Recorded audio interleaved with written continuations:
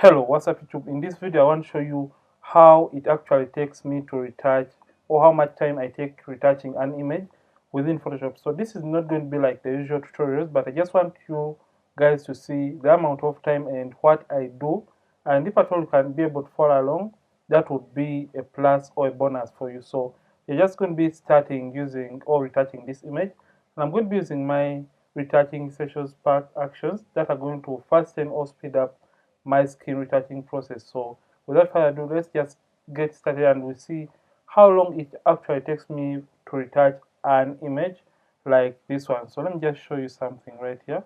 And so we're just going to do a very we're just going to do so much work on this image, as you can see. So just going to come and I play my action and hope you follow along, and I'll be with you at the end of this very tutorial. So I'm just going to play my 16-bit action and I just start retouching right away, and I'll see you at the end of this very video. Hope you follow along.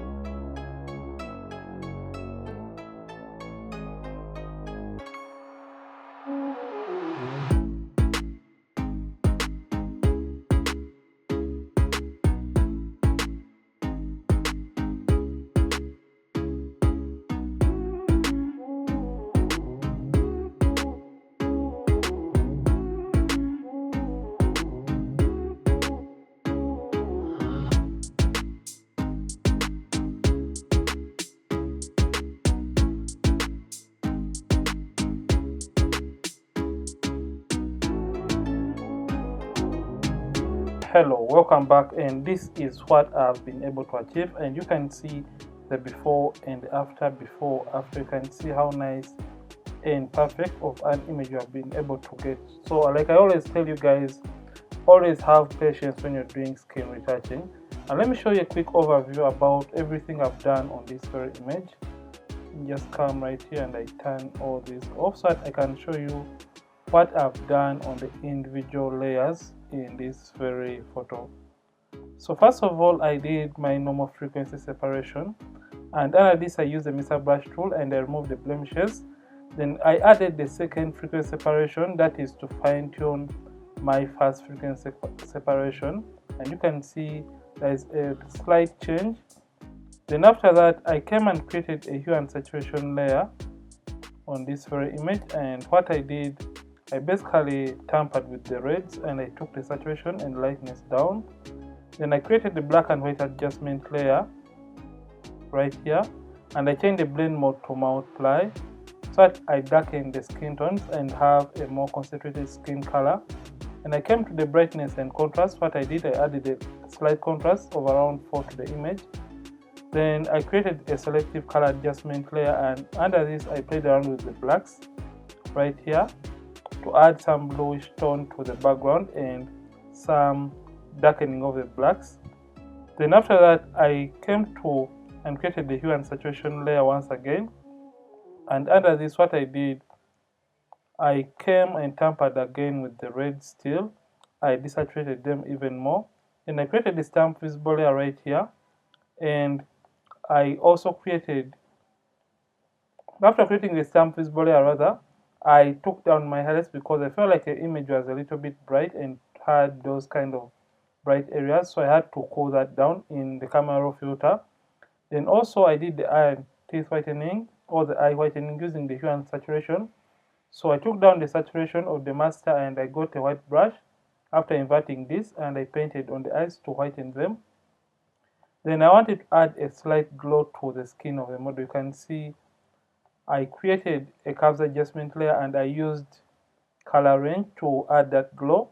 Then finally I came back and desaturated the reds because I felt like they are a little bit too much. So this is the overall before and after. You can see what I did. So for those that always ask the amount of time I take retouching, I hope I have really answered this. So you can see the before and the after right in this very image. So basically this is how long I take retouching an image in Photoshop, if at all it is a little bit complicated like the one I've been working on. So this has been today's video, and if at all you love this, don't forget to like this video and don't forget to subscribe this channel if at all you have been watching and you're not subscribed. Ronix from Ronix Photography. Thank you for watching. I'll see you in yet more tutorials on this channel, and don't forget to keep practicing and also keep creating.